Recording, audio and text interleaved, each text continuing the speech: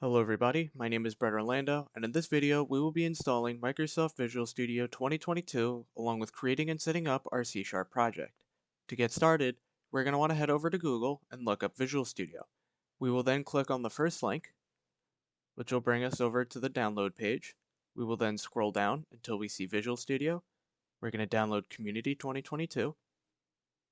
It'll download after a couple seconds, and then we'll save it. Doesn't matter where you save it.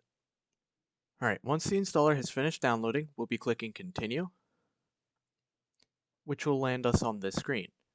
We're going to go ahead and select .NET Desktop Development, and then we're going to click Install. Once that has finished installing, we'll then launch it, where we will then be creating a new project without code. Once you've done that, we will be greeted with a fairly empty screen, which we'll be making a lot less empty by clicking File, New, and then Project. We're going to be creating two projects. One is going to be our class library. It's going to contain the actual engine. And then the other is going to be our interface. It's going to be a console application. So we're going to start off by creating a class library. We're going to look up class in here. And then we're going to be clicking class library, and then hitting next. We're going to be naming this something like chess engine. And then we're going to hit next. We're going to be selecting .NET 8. If you don't see .NET 8, select whatever .NET you do see that doesn't say standard, and then we'll be fixing that later. So I have .NET 8, so I'll be clicking that, and then I'll be clicking Create. All right, and once that has been created, we're going to go ahead and we're going to delete class 1. And then we're going to be adding another project, but we're going to be doing it from here instead. So we're going to right-click on the solution, click Add, New Project.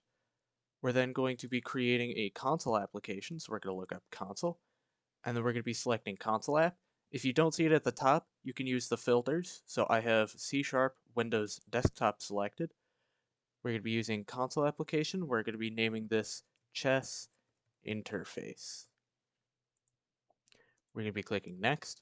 We're not using top level statements, and we're going to be using .NET 8. Once again, if you don't see this, that's fine. We're going to be fixing it later, but for now, we'll be creating.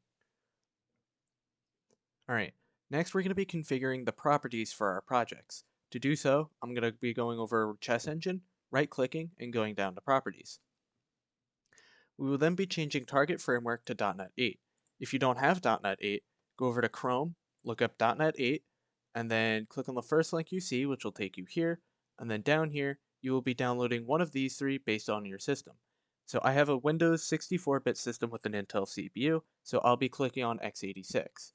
You're then going to run the installer, and then you're just going to keep clicking next until eventually you have the download successful screen. Then restart Visual Studio, and then continue back to where we were here. So set your target framework to 8 once that's completed. We will also be going down to our default namespace and remove our pesky underscore. And we will then be going over here and searching up nullable, which we'll be setting to disable. We'll get rid of that. And we'll be doing the same for chess interface, so properties, setting it to .NET 8.